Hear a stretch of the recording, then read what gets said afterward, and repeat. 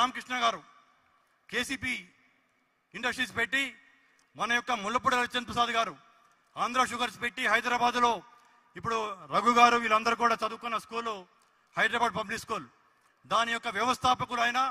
అట్లా public school పెట్టి ఆయన నిన్నగాక మొన్న మన నుంచి దూరం అయిపోయిన స్వర్గీయ రామోజీరావు గారు ఎన్ని వేల మందికి, లక్షల మందికి ఉపాధి కల్పిస్తున్నారు.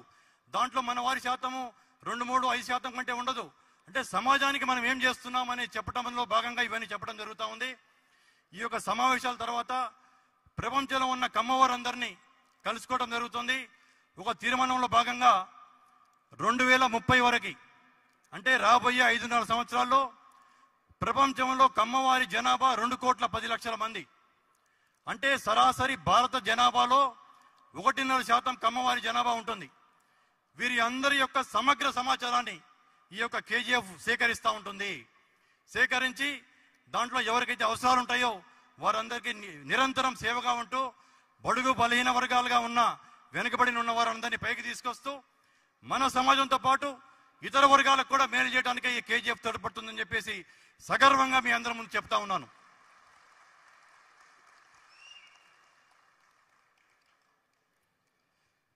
మనతో పోల్చుకోవాలనుకుంటే నిరంతరము, ఇంగ్లీష్లో ఒక పదం అంటారు, always be busy like a bee అని.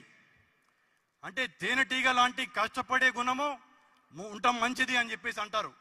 మనం తేనెటీగ లాంటి వాళ్ళం, నిరంతరం కష్టపడుతుంటాం, మకరందాన్ని అందిస్తూ ఉంటాం. ఎవరైనా ఒక పక్షుల గుంపు మీద ఒక చిన్న గులకరాయి వేస్తే ఆ పక్షులు పారిపోతుంటాయి.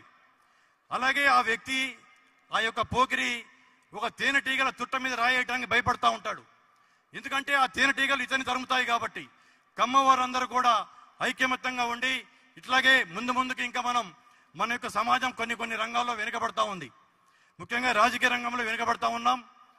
చాలా మందికి అపోహ కలుగుతూ ఉంది.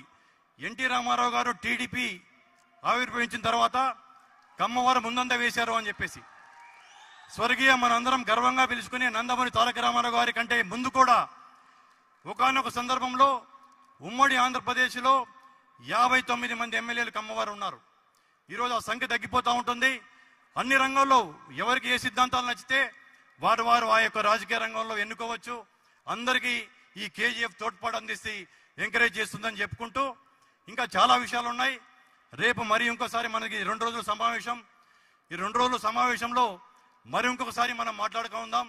ఇప్పుడు ఇంతకుముందు నేను అందరినీ వేదిక మీదకి పిలిచి సంబోధిస్తూ కర్ణాటక ఎమ్మెల్యే మునిరత్నం నాయుడు గారిని కూడా నేను ఆయన్ని సాదరంగా ఆహ్వానిస్తా ఉన్నాను.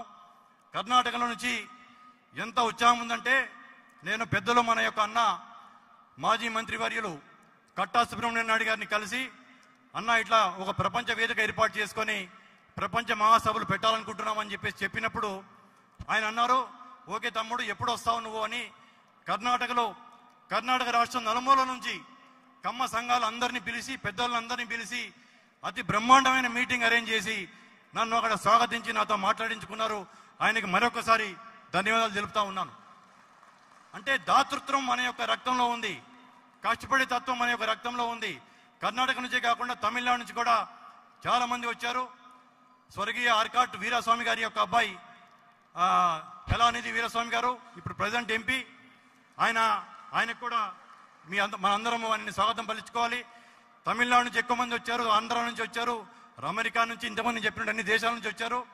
మళ్ళీ మనం కలుసుకుంటూ ఈ యొక్క సమావేశం మన యొక్క అనుబంధాలని, సంబంధాలని పెంచుకోవడానికి ఉపయోగపడాలి, నెట్వర్కింగ్ కింద ఉపయోగపడాలి. ఈరోజు మధ్యాహ్నం 3 గంటలకి తెలంగాణ రాష్ట్ర ఐటీ యొక్క పరిశ్రమ శాఖ మంత్రిని మనం పెట్టుబడుల సెషన్లో ఇక్కడ ఆయన ప్రసంగించడానికి తెలంగాణ ప్రభుత్వం తరపున వారి యొక్క సందేశనీయం అని చెప్పేసి మనం ఆహ్వానించుకోవడం జరిగింది.